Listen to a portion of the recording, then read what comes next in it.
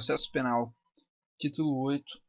Do juiz, do Ministério Público e do acusado e defensor. Dos assistentes e auxiliares da Justiça. Capítulo 1. Do juiz.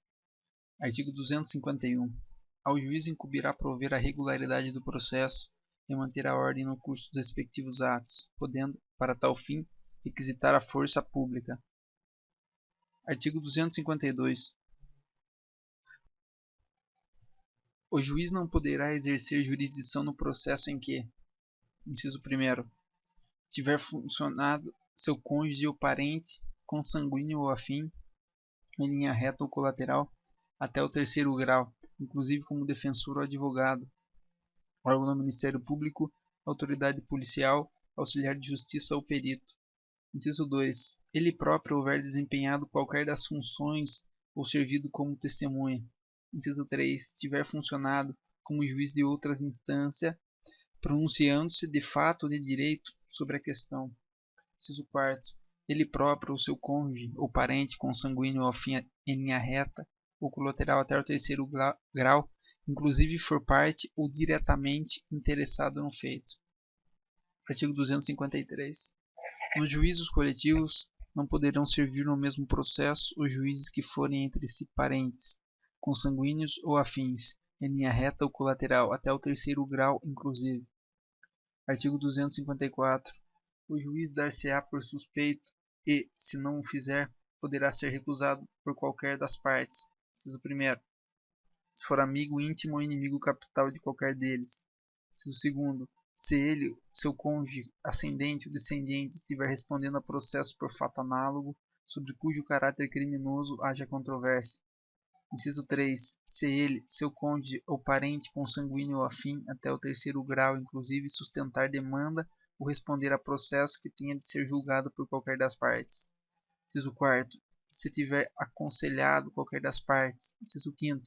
Se for credor ou devedor, tutor ou curador de qualquer das partes. Inciso 6º. Se for sócio, acionista ou administrador da sociedade interessada no processo. Artigo 255.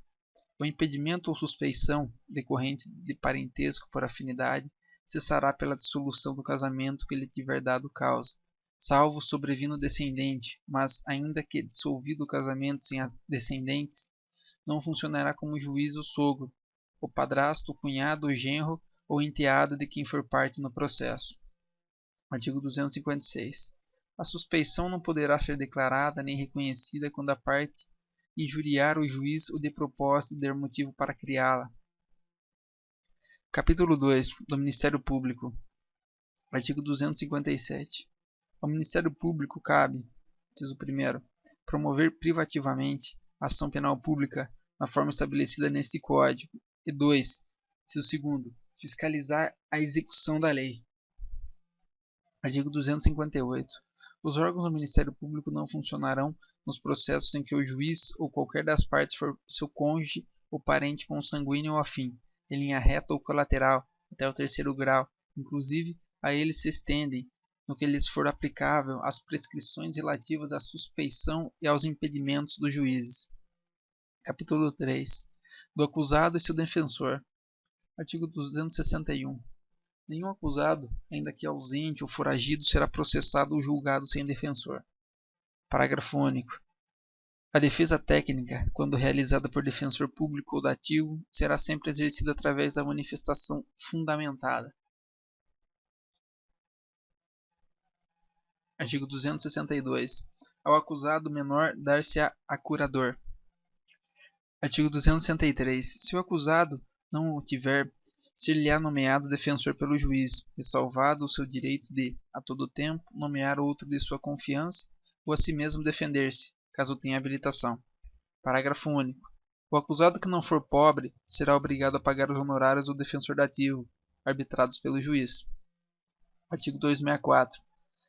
Salvo motivo relevante, os advogados e solicitadores serão obrigados, sob pena de multa de 100 e 500 mil réis, a prestar seu patrocínio aos acusados, quando nomeados pelo juiz.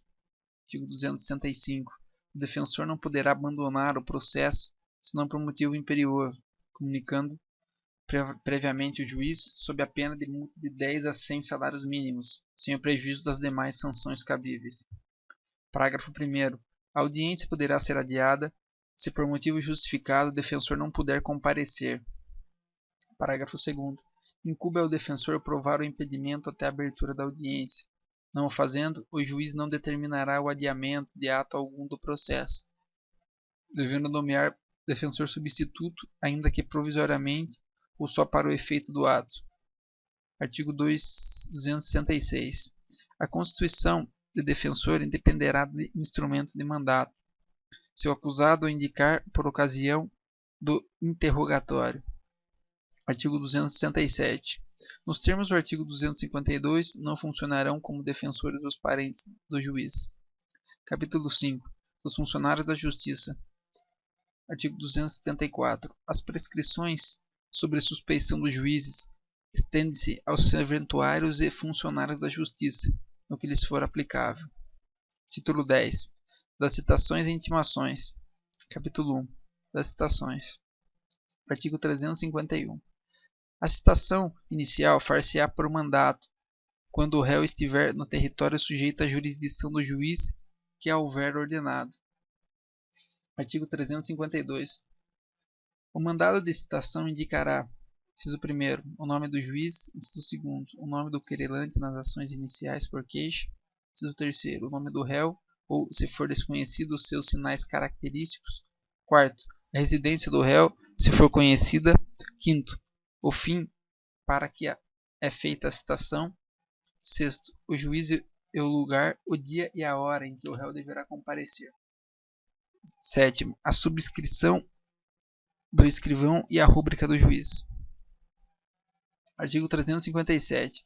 Quando o réu estiver fora do território da jurisdição do juiz processante, será citado mediante precatória. Artigo 354. A precatória indicará, inciso 1º, o juiz deprecado e o juiz deprecante. Inciso 2º, a sede da jurisdição de um e de outro. Inciso 3º, o fim para que é feita a citação, com todas as especificações. Inciso 4º, o juízo do lugar, o dia e a hora em que o réu deverá comparecer. Artigo 355. A precatória será devolvida ao juiz deprecante, independentemente de traslado depois de lançado o cumpra-se e de feita a citação por mandado do juiz deprecado. Parágrafo 1º. Verificado que o réu se encontra em território sujeito à jurisdição de outro juiz, a este remeterá o juiz deprecado aos autos para a efetivação da diligência, desde que haja tempo para fazer-se-á a citação. Parágrafo 2º. Certificado pelo oficial de justiça que o réu se oculta para não ser citado, a precatória será imediatamente devolvida para o fim previsto no artigo 362. Artigo 356. Se houver urgência, a precatória, que conterá em resumo os requisitos enumerados no artigo 354, poderá ser expedida por via telegráfica, depois de reconhecida a firma do juiz, o que a estação expedidora mencionará. Artigo 357. São requisitos da citação por mandado. Inciso 1º. Leitura do mandado, ao citando pelo oficial, e entrega da contrafé, na qual se mencionarão dia e hora da citação. Inciso 2º. Declaração do oficial, na certidão, da entrega da contrafé e sua aceitação ou recusa. Artigo 358. A citação do militar far-se-á por intermédio do chefe do respectivo serviço. Artigo 359. O dia designado para funcionário público comparecer em juízo como acusado será notificado assim a ele como ao chefe de sua repartição. Artigo 360. Se o réu estiver preso, será pessoalmente citado. Artigo 361. Se o réu não for encontrado, será citado por edital com prazo de 15 dias. Artigo 362. Verificando que o réu se oculta para não ser citado, o oficial de justiça certificará a ocorrência e procederá à citação com hora certa, na forma estabelecida nos artigos 227 a 229 da Lei 5.869 de 1973. Parágrafo único. Completada a citação com hora certa, se o acusado não comparecer, ser-lhe-á nomeado defensor dativo. Artigo 363. O processo terá contemplada a sua formação quando realizada a citação do acusado. Inciso 1º, revogado. Inciso 2º, revogado. Parágrafo 1º. Não sendo encontrado o acusado, será procedida a citação por edital. Parágrafo 2º, vetado. Parágrafo 3º, vetado. Parágrafo 4º. Comparecendo o acusado citado por edital em qualquer tempo, o processo observará o disposto nos artigos 394 e seguintes deste Código. Artigo 364. No caso do artigo anterior, número 1, o prazo será fixado pelo juiz entre 15 e 90 dias, de acordo com as circunstâncias, e no caso do número 2, o prazo será de 30 dias. Artigo 365.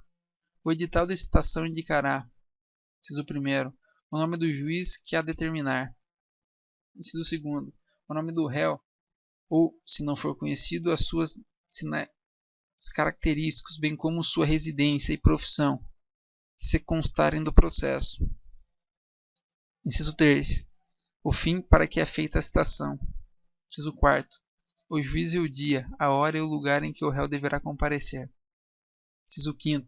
O prazo, que será contado do dia da publicação do edital na imprensa, se houver da sua afixação. Parágrafo único. O edital será afixado à porta do edifício onde funcionar o juízo e será publicado pela imprensa, onde houver, devendo a fixação ser certificada pelo oficial que a tiver feito e a publicação provada por exemplar do jornal ou certidão do escrivão, da qual conste a página do jornal com a data da publicação. Artigo 366.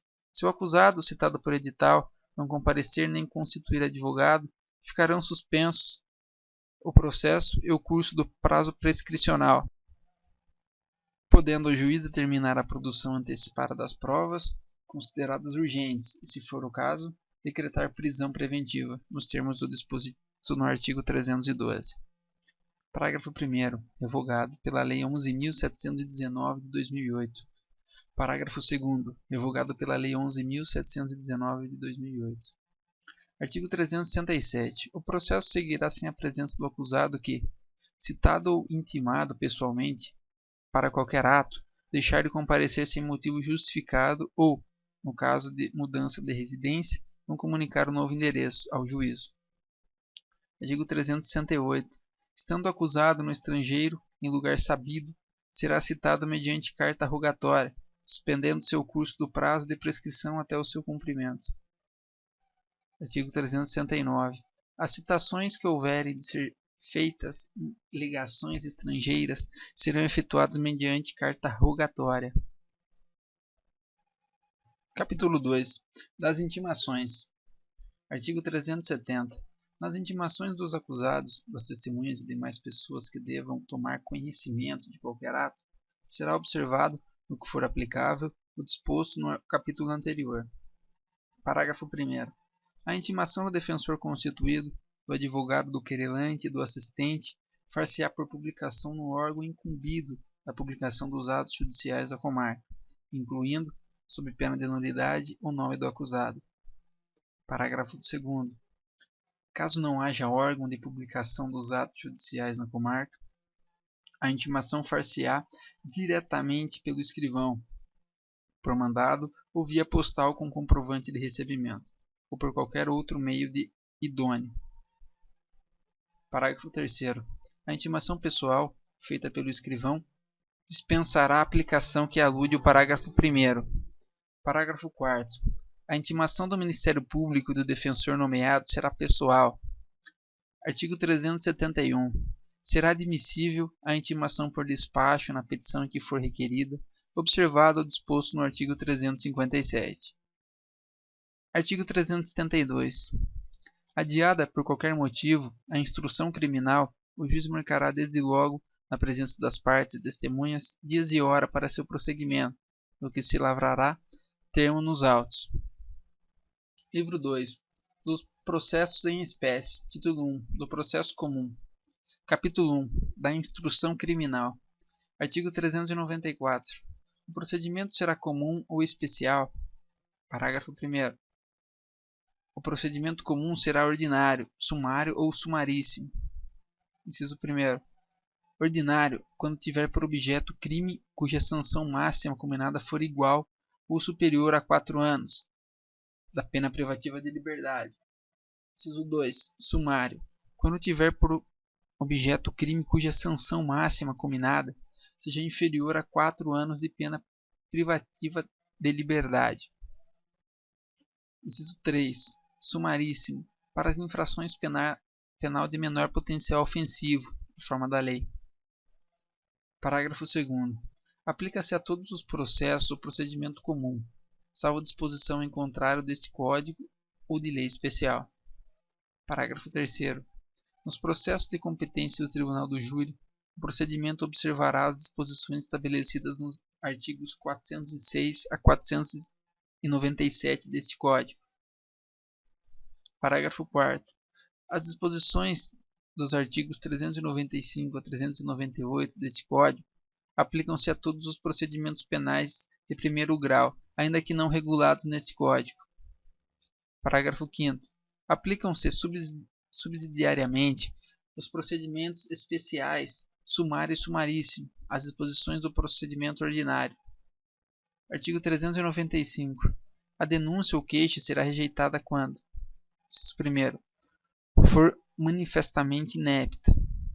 Segundo, faltar pressuposto processual ou condição para exercício da ação penal. Ou inciso 3º, faltar justa causa para o exercício da ação penal. Parágrafo único. Revogado. Artigo 396.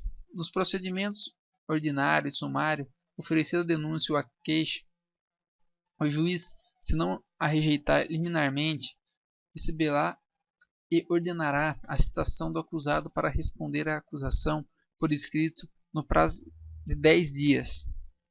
Parágrafo único. No caso de citação por edital, o prazo para a defesa começará a fluir a partir do comparecimento pessoal do acusado ou do defensor constituído. Artigo 396-A. Na resposta, o acusado pode arguir preliminares e alegar tudo o que interesse à sua defesa, oferecer documentos e justificações, especificar as provas pretendidas e arrolar testemunhas, qualificando-as e requerendo sua intimação quando necessário. Parágrafo 1º. A exceção será processada em apartado, nos termos do artigo 95 a 112 deste Código. Parágrafo 2º. Não apresentada a resposta no prazo legal, ou se o acusado citado não constituir defensor, o juiz nomeará defensor para oferecê-la, concedendo-lhe vista dos autos por 10 dias. Artigo 397. Após o cumprimento do disposto no artigo 396-A e parágrafos deste Código, o juiz deverá absolver sumariamente o acusado quando verificar: inciso 1º, a existência manifesta de causa excludente de ilicitude do fato. Inciso 2º, a existência manifesta de causa excludente de culpabilidade do agente, salvo inimputabilidade. Inciso 3º, quando o fato narrado evidentemente não constitui crime, ou, inciso 4º, extinta a punibilidade do agente.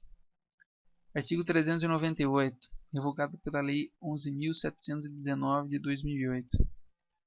Artigo 399. Recebida a denúncia ou queixa, o juiz designará dia e hora para a audiência, ordenando a intimação do acusado, de seu defensor, do Ministério Público e, se for o caso, do querelante e do assistente. Parágrafo 1º. O acusado preso será requisitado para comparecer ao interrogatório, devendo o poder público providenciar sua apresentação. Parágrafo 2º. O juiz que presidiu a instrução deverá proferir a sentença. Artigo 400. Na audiência de instrução e julgamento, a ser realizado no prazo máximo de 60 dias, proceder-se-á à tomada de declarações do ofendido, à inquirição das testemunhas arroladas pela acusação e pela defesa, nesta ordem, ressalvado o disposto no artigo 222 deste Código, bem como aos esclarecimentos dos peritos, às acariações e ao reconhecimento de pessoas e coisas, interrogando-se em seguida o acusado. Parágrafo 1º. As provas serão produzidas numa só audiência, podendo o juiz indeferir as consideradas irrelevantes, pertinentes ou protelatórias. Parágrafo 2º. Os esclarecimentos dos peritos dependerão de prévio requerimento das partes. Artigo 401. Na instrução poderão ser inquiridas até 8 testemunhas, arroladas pela acusação e 8 pela defesa. Parágrafo 1º. Nesse número não se compreendem as que não prestem compromisso e as referidas. Parágrafo 2º. A parte poderá desistir da inquirição de qualquer das testemunhas arroladas, salvado o disposto no artigo 209 deste Código. Artigo 402. Produzidas as provas, ao final da audiência, o Ministério Público, o querelante e o assistente e, a seguir, o acusado poderão requerer diligências cuja necessidade se origine de circunstâncias ou fatos apurados na instrução. Artigo 403.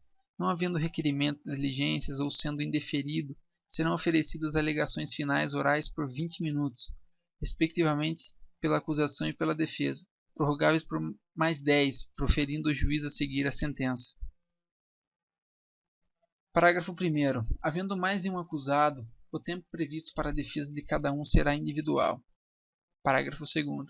Ao assistente do Ministério Público, após a manifestação desse, serão concedidos 10 minutos, prorrogando-se por igual período o tempo de manifestação da defesa.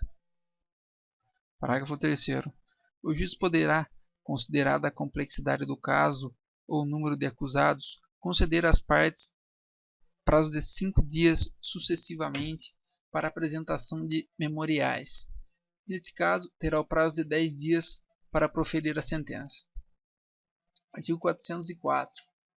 Ordenando diligência considerada imprescindível de ofício ou a requerimento da parte, a audiência será concluída sem as alegações finais. Parágrafo único. Realizada em seguida a diligência determinada, as partes apresentarão no prazo sucessivo de 5 dias suas alegações finais, por memorial, e no prazo de 10 dias o juiz proferirá a sentença. Artigo 405. Do ocorrido em audiência, será lavrado em termo em livro próprio, assinado pelo juiz e pelas partes, contendo breve resumo dos fatos relevantes nela ocorridos. Parágrafo 1º. Sempre que possível, o registro dos depoimentos do investigado, indiciado, ofendido e testemunhas será feito pelos meios ou recursos de gravação magnética, estenotipia digital ou técnica similar, inclusive audiovisual, destinado a obter maior fidelidade das informações. Parágrafo 2º. No caso de registro por meio audiovisual, será encaminhado às partes cópia do registro original, sem necessidade de transcrição. Capítulo 2. Do procedimento relativo aos processos da competência do Tribunal do Júri. Seção 1. Da acusação e da instrução preliminar. Artigo 406. O juiz, ao receber a denúncia ou a queixa, ordenará a citação do acusado para responder à acusação, por escrito, no prazo de 10 dias. Parágrafo 1º.